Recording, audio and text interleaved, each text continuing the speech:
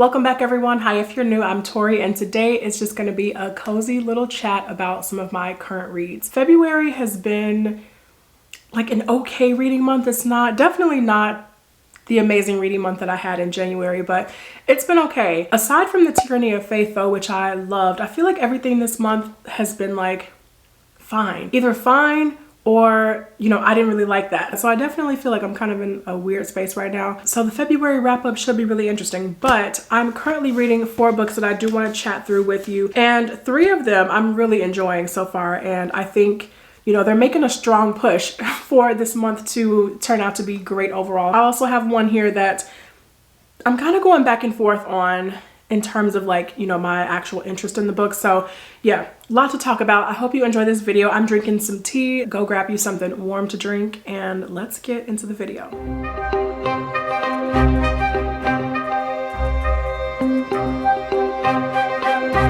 So first, let's start with the current read that I'm really enjoying, and that's Promise of Blood by Brian McClellan. So I do have another book by Brian McClellan on my shelf. I have his latest book that came out last year, which is, I think it's called In the Shadow of Lightning. And I felt like though that I wanted to go back and get into his earlier books before I, dive into the newer stuff. So that's what I did. I picked up Promise of Blood. Didn't really have any expectations going into this, but I gotta say I am pleasantly surprised by how much I am, really enjoying this book. I would say as far as the setting of this book goes, I think it's like supposed to be inspired by, late 18th century France. So that whole French Revolution, kind of Napoleonic era. That's kind of what I'm getting from this so far. So the setting is great. I'm really enjoying that. We have 3 different structures to, the magic in this world. We have these people who are called privileged, and they have more of like these elemental abilities. And we also have people who have like a knack, so they have a knack for different abilities. But kind of our main focus and the title of the trilogy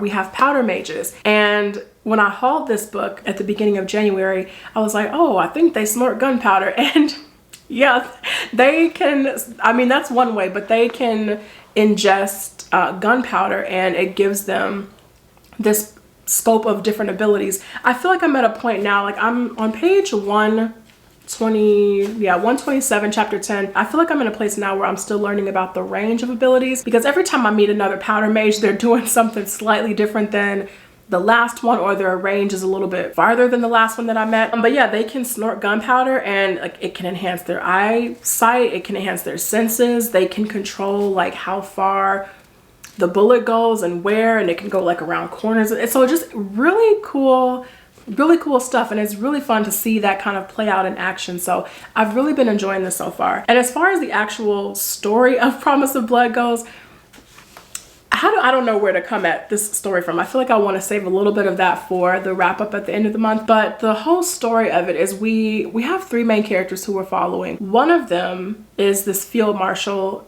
and it says right here on the front of the book, it says, "The age of kings is dead and I have killed it." And so the field marshal, we start with him in the middle of this coup trying to bring down the current age of kings. The current king and queen, they're just extremely incompetent. They mismanage the money. They have all of this wealth while people are suffering. But also politically, the nation that these characters are in is in a really interesting spot politically. And the king wants to, kind of give up a lot of the powers of this nation to a neighboring country. And that's just not flying with some people. And so the main character, Field Marshal, I think his name is supposed to be Thomas. It's spelled like this. I'll put it on the screen. I'm calling him a couple of different things in my head. Like sometimes I'm calling him Tomas, sometimes I'm calling him Thomas, but he is like, absolutely not. Like this has to end, and that's exactly what happens, and we're kind of dropped in the middle of that action. So I like the book. It's interesting in that way because,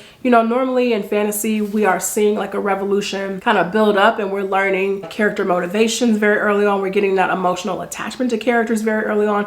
But in this, we are coming about it from a completely different angle, and it's kind of like this king is trash, the queen is trash.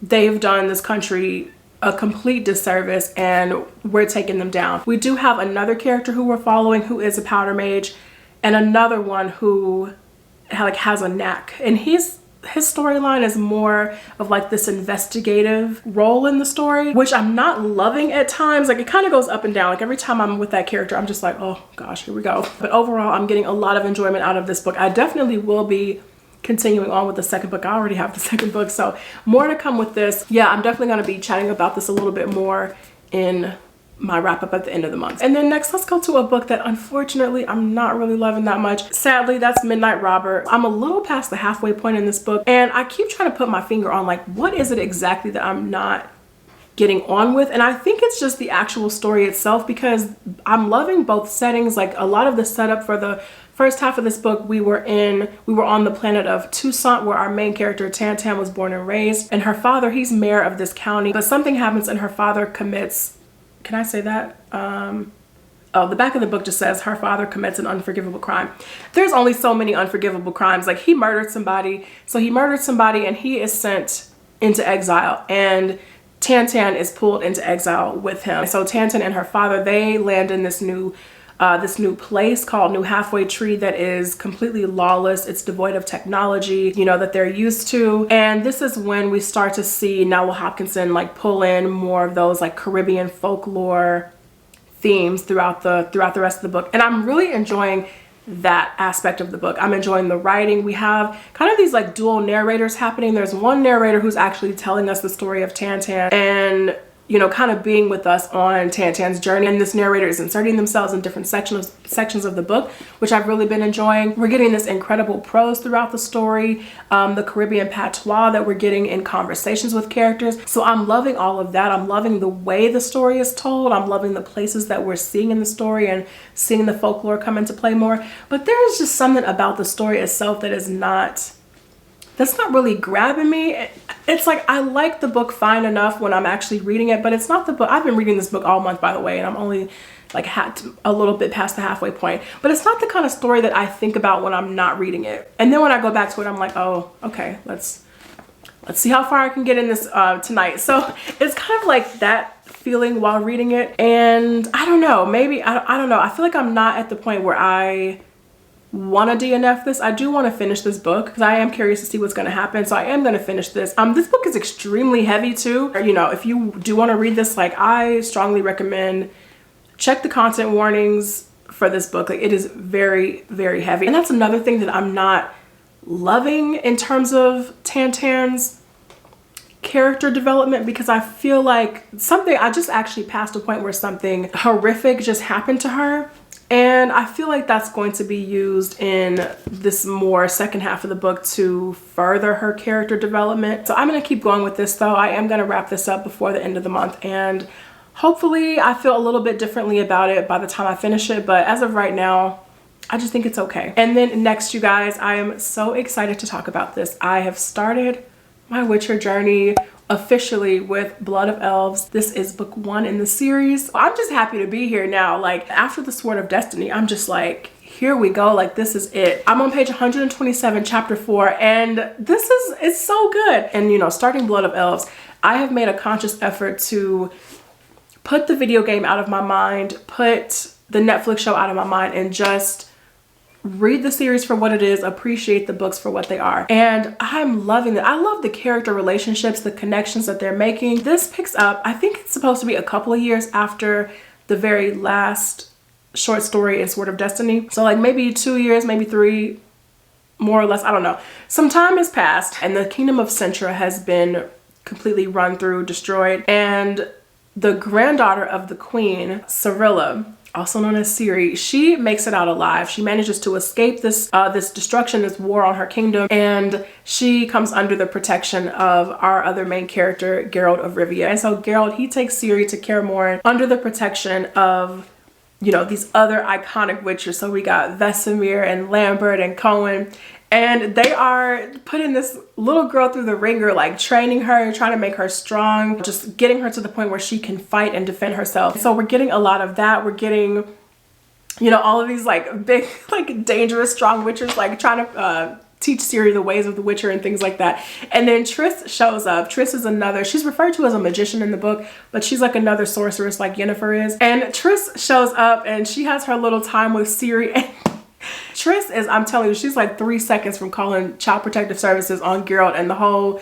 Witcher crew at Karamor, and like, what are you guys doing to this poor baby? And even though Ciri has been through so much and she's lost so much, you still feel that she's surrounded by all of this protection, all of this love from, you know, from different angles. And just the relationship that little Ciri has with, you know, these Witchers is hilarious. And I've passed the point now where we've learned something pretty explosive about Ciri, and in terms of like what she can do, her abilities. You come to find out that what she can do is a little bit beyond Triss's, you know, what Triss can actually manage. So I'm kind of at the point now where they need to get Yennefer back into the mix. So I'm just like, yes, Yennefer, come back. Like, I don't like Triss, so I'm just like, get Triss out of Kaer Morhen. Like, we don't need her here. So far this is going really well. I love Geralt and Ciri so much. I love their relationship. There's even been some moments in this where Ciri has made me literally laugh out loud. I'm paraphrasing, but there's a moment when like they're talking about makeup for some reason, and Triss is like,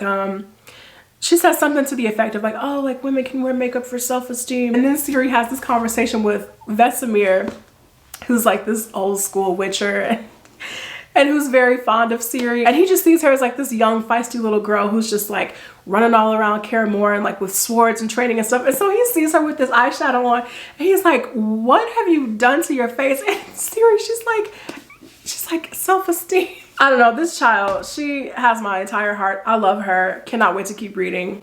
It is amazing so far. And then last, you guys, I am reading Bloodmarked by Tracy Deonn. I think I'm on chapter 6.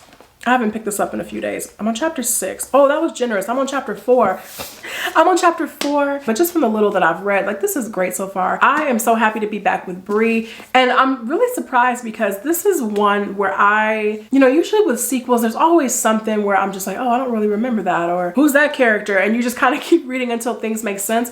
But this is a book that I just jumped into, and I felt like I remembered everything from Legendborn. I even remembered the side characters. I remember the characters who didn't make it, you know, entirely through the first book. It was just kind of seamless getting back into this world and being kind of reintroduced to these characters again. I felt like I just have never left them, which is really surprising. It doesn't happen too often when I pick up a sequel. Not too much to say about this so far, just because it is a continuation, but I am enjoying this, and this will definitely be part of my February wrap up next week. So yeah, great to be back with Bree. More to come. So that is it for me, you guys. Thank you all so much for watching this video. I really appreciate it. Let me know down in the comments what you're currently reading and what your plans look like for the rest of the month. And I will see you guys in the next video. Take care.